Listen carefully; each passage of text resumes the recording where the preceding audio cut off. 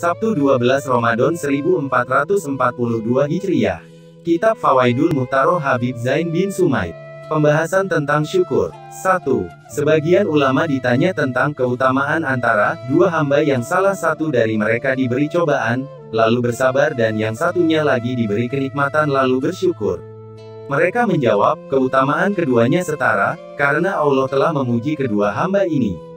Satunya orang yang sabar dan yang satunya lagi orang yang bersyukur. Allah berfirman memuji Ayub alaihi salam.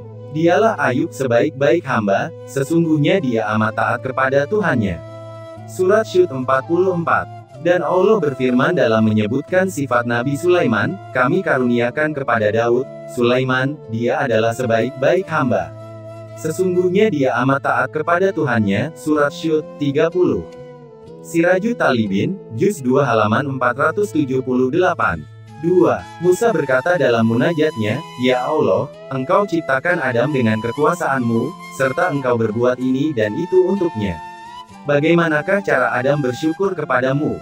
Allah berfirman, Adam mengetahui bahwa semua itu dariku. Dan pengetahuan Adam tentang hal itu adalah bentuk rasa syukur kepadaku. Al-Arba'in Al-Asyal, 257.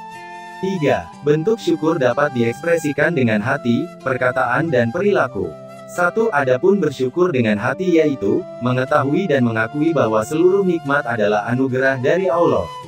Allah berfirman, dan apa saja nikmat yang ada pada kamu, maka dari Allah lah datangnya. Surat An-Nahl 53. Dan firman Allah di ayat yang lain, dan jika kamu menghitung-hitung nikmat Allah niscaya kamu tidak dapat menentukan jumlahnya. Surat Ibrahim 34. 2. Bersyukur dengan perkataan yaitu, memperbanyak pujian kepada Allah serta menceritakan kenikmatan yang diberikan kepadanya.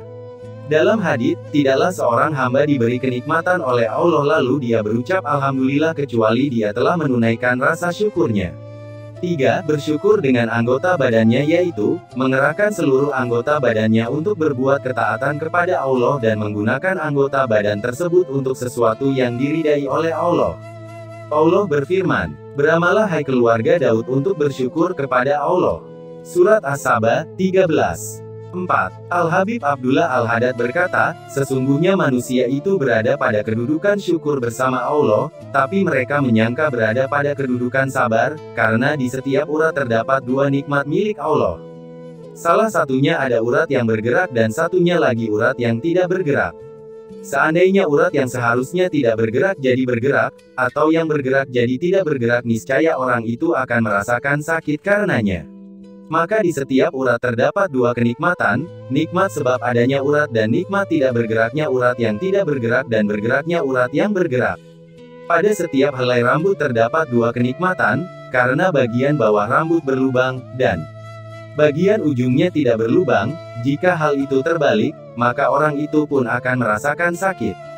Segala puji bagi Allah. Tatsbitul Fuad, Juz 1 halaman 103. 5. Jika kamu ingin mengerti seberapa nikmatnya melihat, maka pejamkanlah matamu sebentar. 6. Sebagian ulama jika keluar dari kamar mandi, dia bersujud sebagai bentuk rasa syukur kepada Allah yang telah memudahkan untuknya rizki makanan serta masuk dan keluarnya makanan tersebut dari badannya kurang dari atau yang semakna dengan pembahasan ini. 7. Sebagian orang arif bercerita, aku melewati beberapa gunung, lalu aku melihat orang tua buta yang kedua tangan dan kedua kakinya terpotong. Dia pun terserang penyakit lumpuh setiap waktunya. Dan ulat-ulat bertebaran dari tubuhnya dan lalat-lalat tanah menggerogoti daging lelaki itu.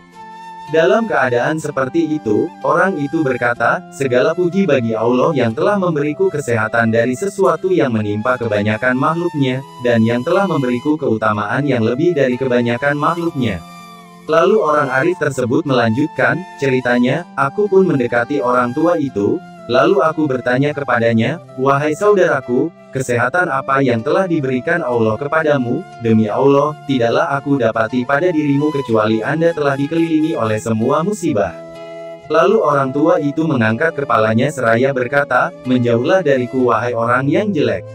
Bukankah Allah menyisakan untukku lisan yang selalu mengesahkannya, yang setiap waktunya berzikir kepadanya, dan menyisakan untukku hati yang mengenal Allah? Tufah Mardiyah, 10. 8. Seseorang hendaknya tidak melupakan kebaikan orang lain, walaupun orang itu kafir.